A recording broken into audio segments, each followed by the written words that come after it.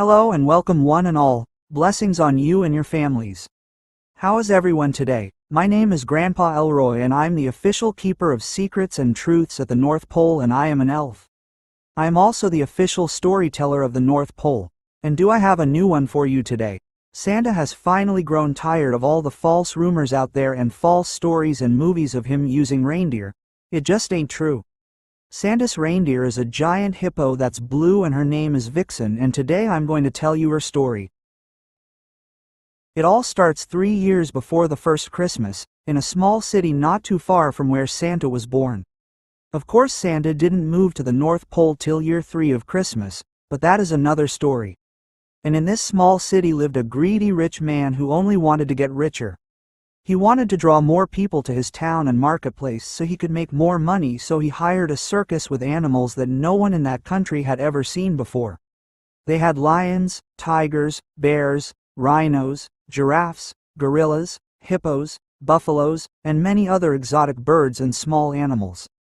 It was all the talk, all the wonder at first, but after a time the people stopped coming, and a lot of the animals didn't take kindly to the cold weather. It was that last bleak winter of the circus when Vixen was born.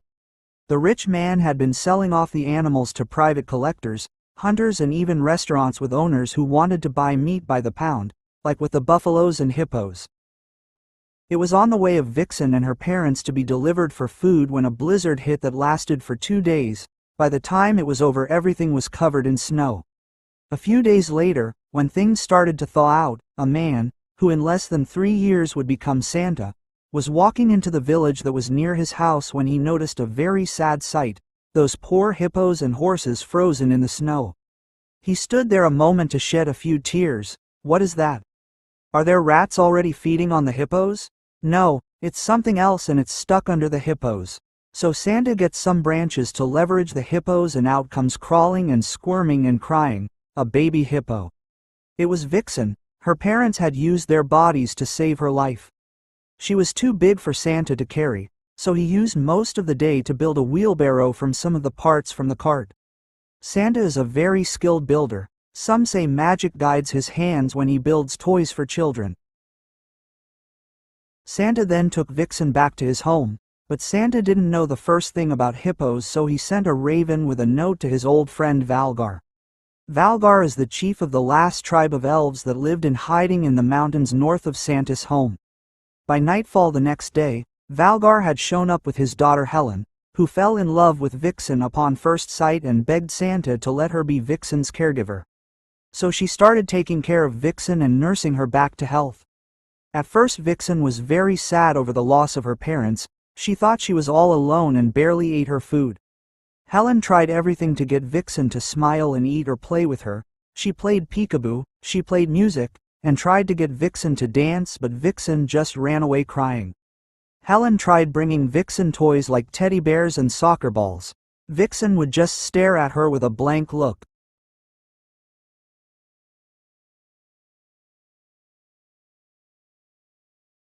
Then after a few weeks it came time to give Vixen a bath, and Helen decided in order to get Vixen up out of the little pool the elves had made her in Santa's shed, she would try her own favorite fruit, watermelon. She brought 3 big juicy watermelons and set one at the edge of the pool, and one where she planned on scrubbing Vixen down, and one she slowly placed by Vixen in the pool, and then she walked away and waited. Vixen just stared at her. Helen waited as the watermelon bobbed up and down for the first 5 minutes. Then it settled in next to Vixen and she finally looked over at it. As Helen waited she hummed softly, just loud enough for Vixen to hear her. Finally Vixen was hungry as she finally sniffed it. Then she licked the watermelon. Then she opened her mouth and chomped down on her watermelon. Some of it came squirting out the side of her mouth. It made Helen giggle and Vixen looked at her as if surprised by the sound, but it didn't stop Vixen from eating the watermelon. And then looking at the edge of the pool where the next one was, slowly Vixen made her way to the watermelon. Again as Vixen chopped down on the watermelon some squirted out her mouth. And again Helen giggled, and this time when Vixen looked at her she smiled ever so slightly. As Vixen headed over after the last melon, Helen readied her scrub brush and soapy water. Just as Vixen started to eat the last watermelon, Helen started scrubbing Vixen. And to both of their surprises, Vixen liked it, and even leaned in a little to let Helen know to brush a little harder. After a nice long scrubbing and not forgetting to rub Vixen's belly, Vixen and Helen looked deep into each other's eyes and knew they would be best friends.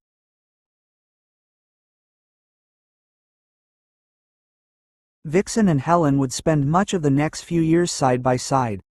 Just like on the first few days of Vixen's first spring, the two of them would have one of many little adventures.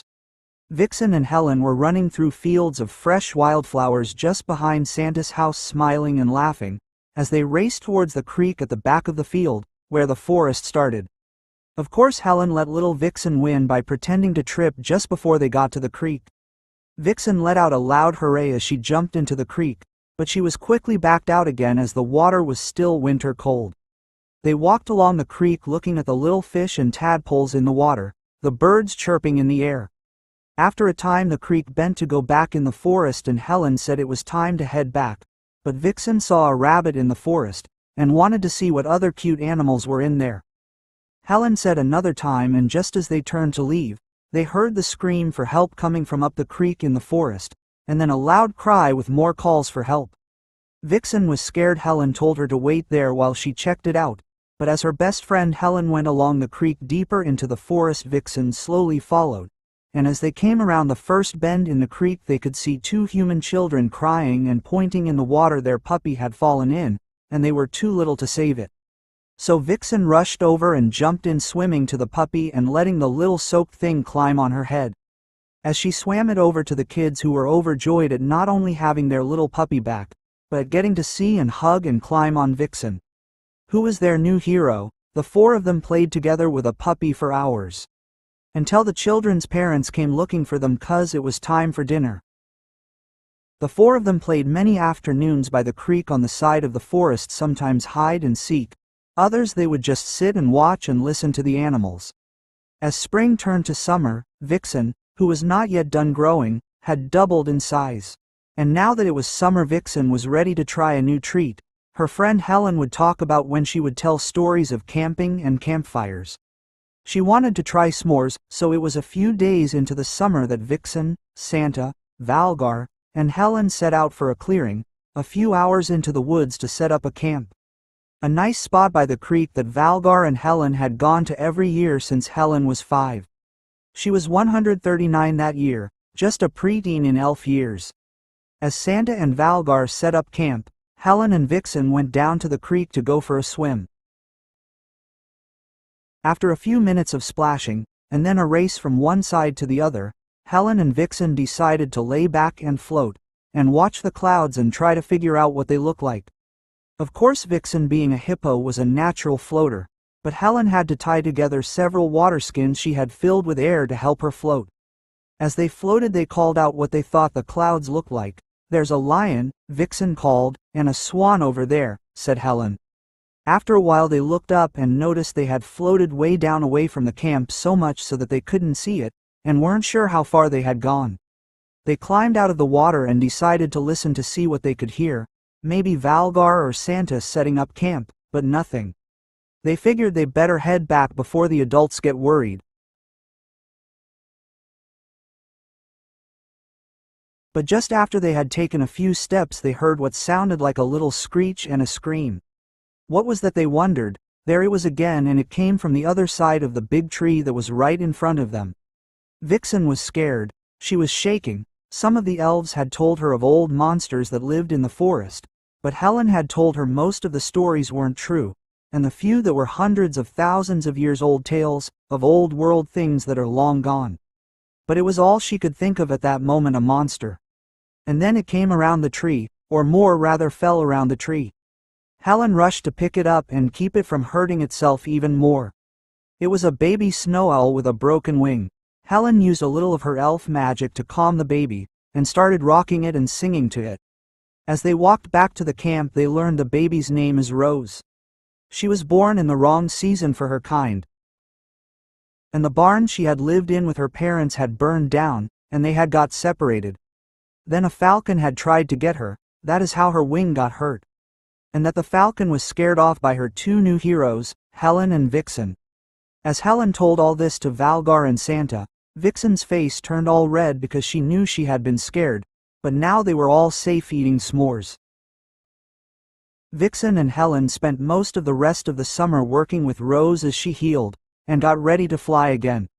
Finally one day in the fall she was ready and she took off in the sky. She was gone so long that Vixen and Helen worried she wouldn't come back, or worse.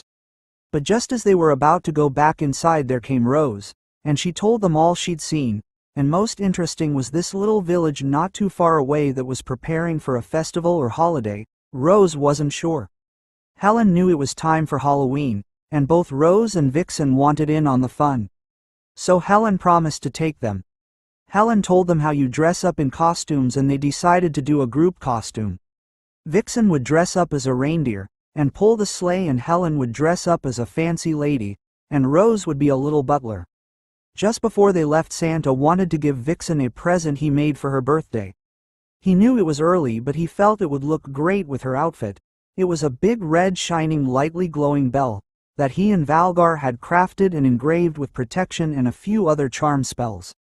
And they had crafted a white gold chain so she could wear it as a necklace. She swore it was so beautiful she was never taking it off. As they paraded down the main street of the little village where the festival was, Helen would introduce them as, "My driver Rudolph the red-belled reindeer," she would say as she pointed at Vixen. "And this is my butler Krampus," as she pointed to Rose, who had insisted she have horns like her hero Vixen and a cape like her other hero Helen. "And I am the saint of peace and joy, come to bless your happy festival." It was such a grand time for them all, except a little mishap at the end of the night, when a man who had had a little too much to drink almost stepped on Krampus, Rose. She then flew into the sky, causing him to fall over, dropping his lantern and hitting his head. Luckily the fire caused by the lantern was only a tiny bush, and the man passed out right there unharmed. When he woke the next day, it took him 3 days to find his kids. They had gone to his sister's house on the other side of the village, and thus started the legend of Krampus taking kids and what would later be Rudolph the red-nosed reindeer. Again, those are other stories. Today we are talking about Vixen.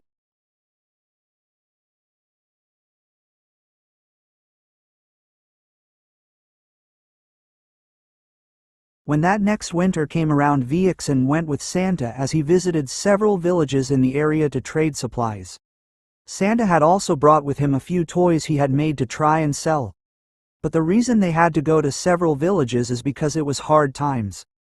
Just to get the supplies to last through the spring, no one village had enough to share or sell or buy toys. Each village gave what they could, and Santa paid them and gave each of their kids a toy.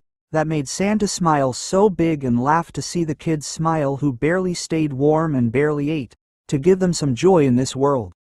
And as they went village to village, he had never seen it so bad, it made Santa so sad. Vixen went home and told Helen all about it, and they told Valgar and Santa that they had to do something about it, especially since Helen was a saint of peace and joy. Vixen teased her, and that made them laugh.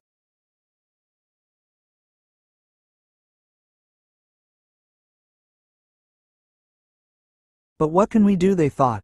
It wasn't until that next spring, when they were once again outside playing with their human friends in the woods by the creek, that they came up with what to do. It was late spring night, almost summer, when Vixen and Helen were rushing back to Santa's house to tell him and Valgar their great plan. They explained that their friends had a cousin in one of the villages where a couple of the kids had got toys, and they were hoping you would make them some toys.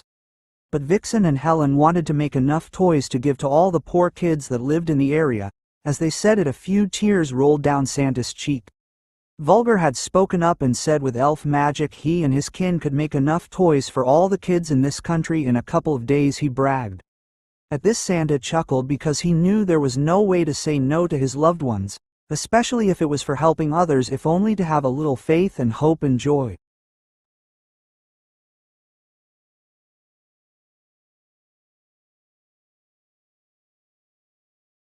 They decided that next year, midwinter trek trade, that instead of 6 villages they would do 30, and all the country kids in between those villages. With a little help from some elf magic and magic Santa and Valgar had put in Vixen's bell, they could do it all in one night. And no one would know who did it, But as with all great plans, nothing goes perfect until you have a few years' practice. So they showed Vixen how to use a couple of the spells in her bell. One to turn invisible, not only herself but any sleigh she is pulling, and anything or anyone in it. And how to move very, very fast, and how to freeze time. And that it was very important not to abuse especially this last power. Valgar and Helen had made a red cloak for Santa, one that would allow him to turn any size he wanted to. And they made one last bag, promised never to be made by the people again, 'cause it could be used for evil.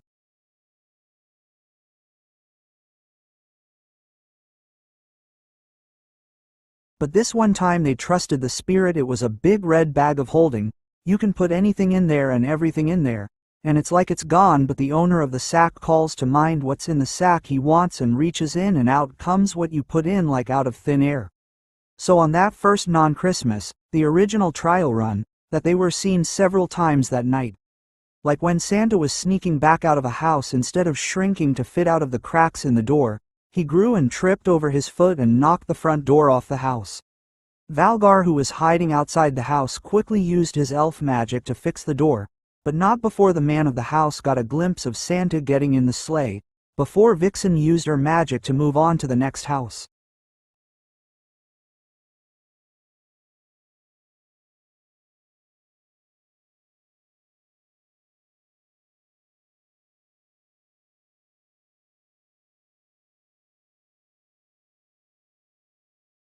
Or just a couple of houses later, when the front yard was icy and Vixen bumped into the front of the house, waking everyone, and Santa was seen by everyone in the house, 3 kids and parents, who Santa put to sleep with a little sleeping powder. This is how the rumor of "you better be asleep when he showed" started. And then there was one where they thought everyone was asleep but peeked in, and a little kid saw Santa picking in the window, and this is where "Santa's watching us" comes from. Or when they were about halfway done and finishing the last house at Village 15, when a pack of dogs started barking, and half the village swore they seen something. A lot of red and fat was thrown around there for years to come.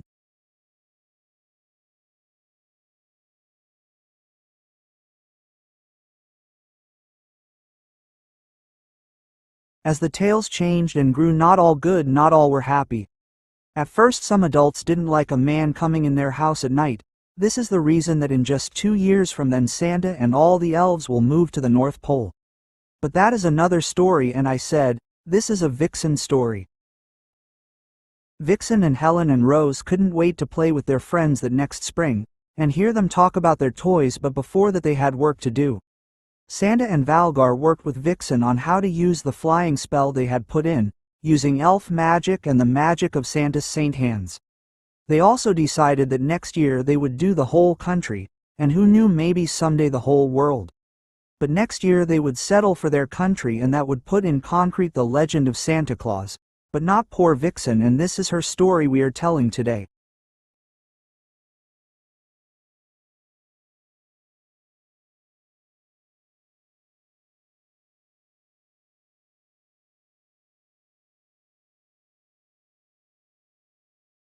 One thing she knew was that a night of bringing happiness and peace and joy was hard work on her.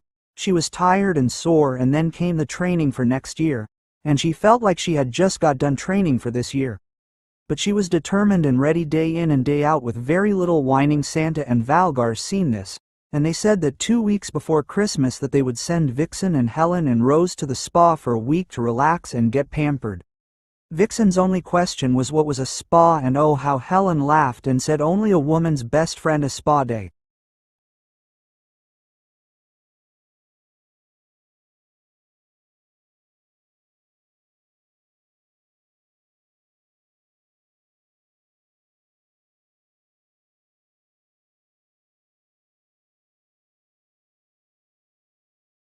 But Vixen looked her straight in the face and said, but you are my best friend, and I'm not yours, and a tear rolled down her cheek. Helen, still smiling and trying to hold back her laughter, said to Vixen as she grabbed her face, a spa is not a person, it's a place. Just wait, you'll see, we'll have so much fun there, just us girls. And then that made Vixen and Rose happy and jumped for joy. Oh how Helen was right, the hot bath, the massage, the stretching, the food, the steam rooms, the place even had a lazy river the girls spent hours every day in. Vixen was in paradise. None of them were ready to go, a little sad to leave. But then they thought of how their human friends have been so happy with their gifts, and promised to always keep their friends' secrets, and how much they wanted to do that for so many more people.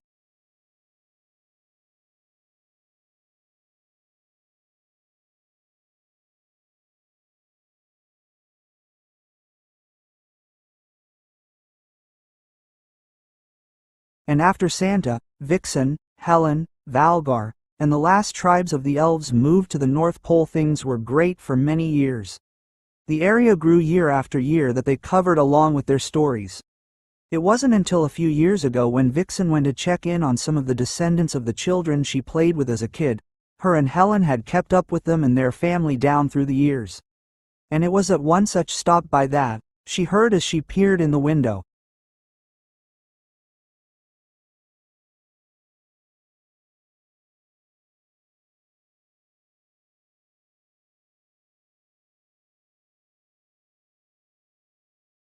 It was an elderly man telling this to his grandchildren. We've all heard the story of Santa's reindeer. Well, it just ain't true. Santa's sleigh is pulled by a giant hippo that's blue, and instead of antlers on top of her head, she has a bell around her neck, and as her red bell rings it glows, letting out Merry Christmas notes everywhere she goes. She moves ever so fast and she is super light on her toes. From rooftop to rooftop she hops, seemingly dances as she goes, and loves to play in the snow and turning herself into a snowman. She is a pro. Didn't you ever wonder who helped Santa eat all those cookies and gobbling them down? She is no rookie. Chasing them down with eggnog and hot chocolate and extra chocolate and marshmallows on top of it.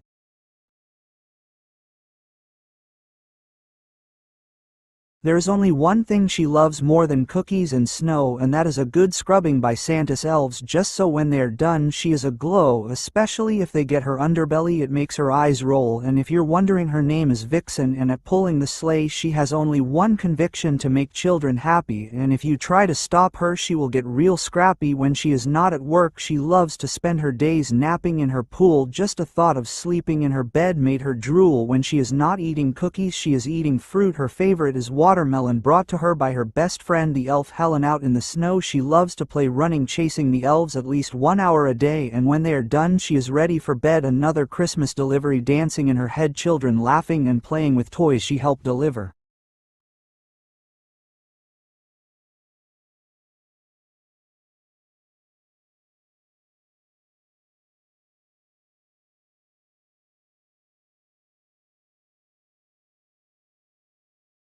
One thing is for sure, Vixen is a blessed giver. Vixen loves Christmas, and Santa, and you, so smile thinking of Vixen so shiny blue. One last thing Vixen wants you to know. Be good this year, or come Christmas, your house, she just won't go. Remember, Vixen is praying for you and all your happiness, just so. Merry Christmas. As he finished his story, every face in the house was aglow with happiness, and Vixen couldn't keep the tears of joy from rolling down her face. But as she flew home to the North Pole that night she grew sad again, like she hadn't been in years since she was a baby, because most people didn't know the truth. When Vixen got home she met up with Helen for a cup of hot chocolate as they were talking about what Vixen had seen that day Santa walked in.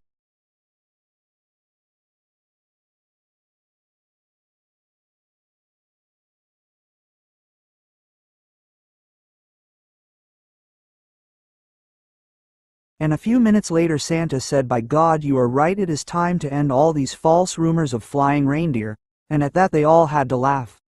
Well children, this is where today's story's over, but remember to come back, cause next time Grandpa Elroy is going to tell you the story of Helen the Saint. Have a blessed day, and remember, Grandpa Elroy is praying for you.